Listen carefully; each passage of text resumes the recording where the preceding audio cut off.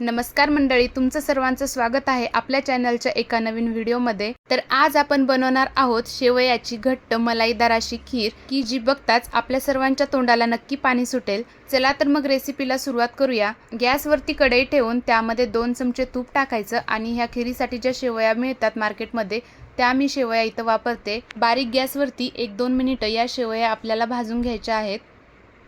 1-2 मिनिटं भाजून झालं की मग ते एका प्लेटमध्ये आपल्याला काढून घ्यायचं आहे। आता त्याच कढईमध्ये थोडंसं तूप टाकून आपल्याला ड्रायफ्रुट्स भाजून घ्यायचे आहेत। तर मी खीरीसाठी इथं काजू आणि थोडेसे चारोळे टाकणार आहे। तुम्ही तुमच्या आवडीप्रमाणे ड्रायफ्रुट्स घेऊ शकता। हे आपल्याला हलका लाल रंग येईपर्यंत भाजून घ्यायचे आणि नंतर मग ते भाजल्यानंतर एका प्लेटमध्ये काढून घ्यायचं। आता त्याच कढईमध्ये 1 वाटी मी साखर घेतली आहे। आता मी इथं 1 लिटर दुधाची खीर बनवते, त्यासाठी मी इथं 1 वाटी साखर वापरते। साखर तुमच्या आवडीप्रमाणे तुम्ही कमी जास्त करू शकता। तर एकदम बारीक गॅसवरती आपल्याला ही साखर कॅरमलाइज करून घ्यायची आहे आणि पूर्ण मेल्ट झाल्याशिवाय आपल्याला त्यामध्ये दूध टाकायचं नाही आहे।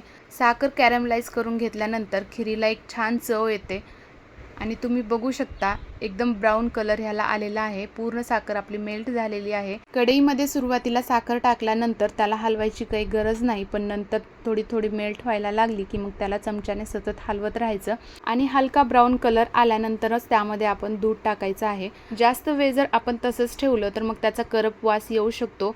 तर आता आपण सुरुवातीला सगळं दूध टाकणार नाहीयेत। सुरुवातीला थोडंसं दूध टाकून पूर्ण त्यामध्ये आपण हे मिक्स होऊ द्यायचं आणि नंतरच आपण हे सगळं दूध त्यामध्ये ॲड करायचं। आता दूध टाकल्यानंतर गॅसचा फ्लेम हाय करायचा आणि याला चमच्याने असं 1-2 मिनिट हलवायचं। सगळी प्रोसेस ही आपल्याला स्टेप बाय स्टेप करायची आहे। आता हाय फ्लेमवरती आपल्याला हे चमच्याने असं 1-2 मिनिट हलवून घ्यायचं आणि दुधाला अशी उकळी फुटली की मग नंतर त्यामध्ये आपण ह्या शेवया टाकून घ्यायच्या आहेत। आता ह्याला चमच्याने एकदा आपण हलवून घेऊया आणि नंतर 3-4 मिनिटं आपण ह्याला असंच मीडियम गॅसवरती शिजू द्यायचं आहे। आता आपण जे ड्रायफ्रुट्स भाजून घेतले होते ते पण त्यामध्ये टाकून घेऊया आणि आपला मेन सिक्रेट इन्ग्रेडियंट तो म्हणजे ही मिल्क पावडर आहे। तर याने आपल्या खीरीला एकदम दाटसरपणा येतो आणि खीरीला एक वेगळीच चव येते। त्याने आपली खीर एकदम चविष्ट आणि एकदम मलाईदार बनते।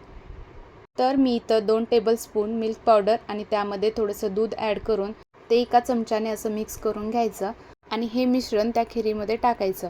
आता 3-4 मिनिटं आपली खीर छान शिजली गेली होती, त्यावेळी आपण हे मिश्रण टाकून घ्यायचं आणि नंतर 1-2 मिनिटं याला असंच शिजू द्यायचं। शक्यतो मिल्क पावडर आपल्याला दुधामध्ये मिक्स करूनच टाकायची आहे। जर डायरेक्ट मिल्क पावडर जर खीरीमध्ये टाकली तर त्याच्या गुठळ्या बनू शकतात। आता चमच्याने याला असंच 1-2 मिनिटं हलवून घ्यायचं। तर तुम्ही खीर कोणत्या पद्धतीने बनवता मला कमेंट करून नक्की सांगा। तर आपल्या खीरीला कलर आणि त्याचं टेक्स्चर तुम्ही बघू शकता। एकदम दाटसर अशी खीर आपली बनलेली आहे। तर आणखीन 1-2 मिनिटं आपण याला शिजू द्यायचं आणि थंड झाल्यानंतर आणखीन याला जास्त दाटसरपणा येतो। शेवटी आपण यामध्ये वेलची पूड टाकून घ्यायची आहे आणि याचा सुगंध खूप छान येतोय आणि खायला पण एकदम टेस्टी अशी ही खीर बनते। तर तुम्हीही या पद्धतीने नक्की ट्राय करून बघा आणि तुम्हाला हा व्हिडिओ कसा वाटला मला कमेंट करून नक्की सांगा। व्हिडिओ आवडला असेल तर व्हिडिओला लाईक करा, शेअर करा, आपल्या चॅनलला नक्की सबस्क्राईब करा। भेटूया अशाच एका नवीन व्हिडिओबरोबर। तोपर्यंत बाय बाय।